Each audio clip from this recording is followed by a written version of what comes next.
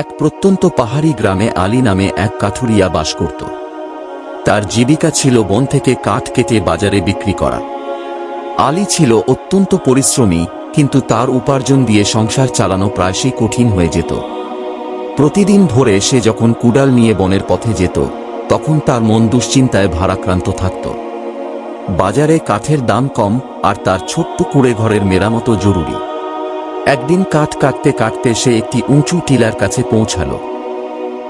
সেখানে দাঁড়িয়ে সে আকাশের দিকে তাকালো এবং ফিস ফিস করে বলল, ইয়া আল্লাহ, আমি আমার সর্বোচ্চ চেষ্টা করছি, কিন্তু আমার রিজিক সংকীর্ণ কেন?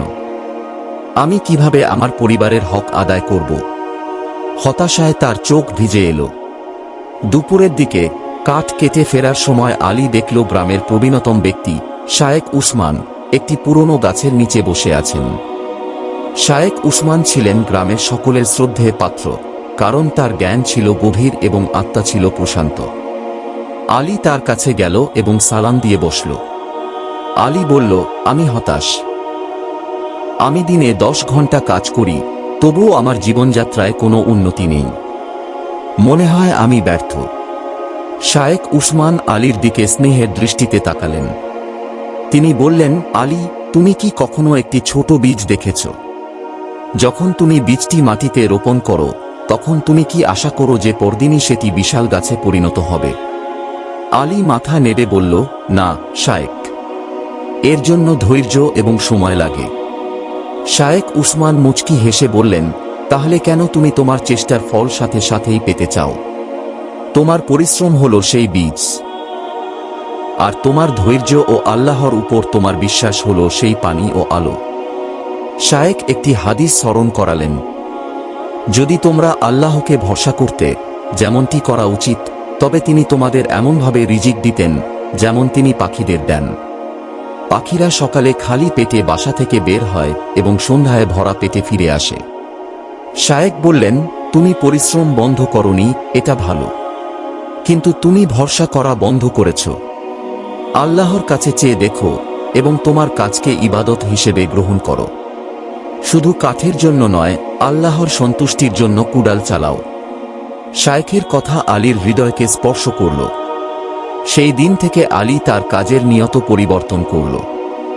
সে এখন শুধু কাঠ বিক্রি করে অর্থ উপার্জনের জন্য কাজ করে না, বরং আল্লাহর সন্তুষ্টি এবং তার পরিবারের প্রয়োজন মেটানোর দায়িত্ব পালনের জন্য কাজ করে।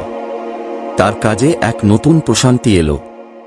সে আর হতাশ হয় না। পরের দিন বনের গভীরে কাঠ কাটতে গিয়ে সে একটি অস্বাভাবিক ঘটনা দেখল। ঝড়ের কারণে একটি পুরনো বিশাল ওল্ড ওক গাছ পড়ে আছে, যা সাধারণত কেউ কাটে না কারণ এটি খুব শক্ত। কিন্তু গাছটি এত পুরনো যে এর কাঠ অত্যন্ত মূল্যবান। আলী সাথে সাথেই বুঝে গেল এটা তার জন্য আল্লাহর পক্ষ থেকে এক বিশেষ রিজিক। সে কষ্ট করে সেই কাঠ কেটে বাজারে নিয়ে গেল। বাজারে এই মূল্যবান কাঠের দাম ছিল সাধারণ কাঠের চেয়ে 3 গুণ বেশি। আলী তার ন্যায্য মূল্য পেল। সে তার কুঁড়ে ঘরের মেরামত করল এবং তার পরিবারকে একটু ভালো খাবার খাওয়ালো। শিক্ষা: আলী বুঝতে পারল যে আল্লাহ তার পরিশ্রমকে দেখেন। রিজিকের চাবি শুধু শারীরিক পরিশ্রমে নয়, বরং আল্লাহর উপর দৃঢ় বিশ্বাস এবং নেক নিয়তের মধ্যেও লুকিয়ে থাকে। যখন আমরা আমাদের প্রচেষ্টাকে আল্লাহর সন্তুষ্টির সাথে জুড়ে দেই, তখন আমাদের কাজ ইবাদতে পরিণত হয় এবং আল্লাহ বরকত দান করেন। এই ধরনের আরও ইসলামিক ভিডিও পেতে আমাদের চ্যানেলটি সাবস্ক্রাইব করুন।